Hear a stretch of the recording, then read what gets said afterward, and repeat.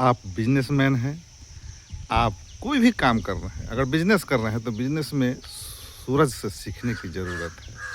सूरज जैसे समय से निकलता है और समय से अस्त होता है, उसी तरह आपको सुबह समय से जगना पड़ेगा। समय से आपको बिजनेस पर लग जाना होगा। अगर समय से आप कोई भी कार्य नहीं करते, तो आप सफल नहीं हो पाइएगा।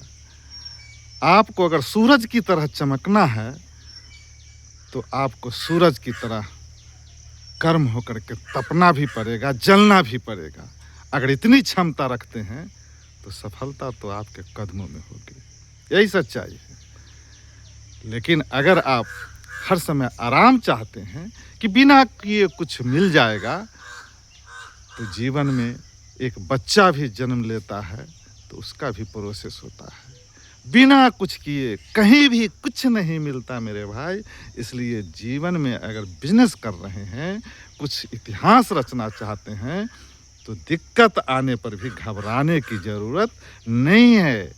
अगर लाख दुख आ जाए, तो दुख को सुख में बदलने की अगर ताकत रखते हैं और उस कष्ट को झेलने की ताकत रखते हैं, तो बिजनेस में सफल होने से आपको कोई नहीं रोक सकता।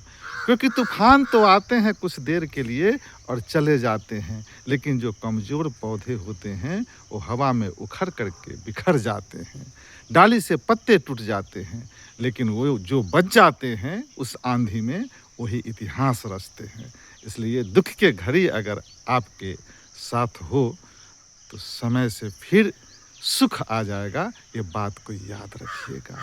इसलिए मैं फिर से दोहराता हूँ कि शीतलता माइंड को बहुत बड़ा सबक सिखाता है कि माइंड को हमेशा कूल रखिए, और कुछ करना चाहते हैं, इतिहास रचना चाहते हैं, तो सूरज की तरह जलना सीखिए, तपना सीखिए, चमक जाइएगा।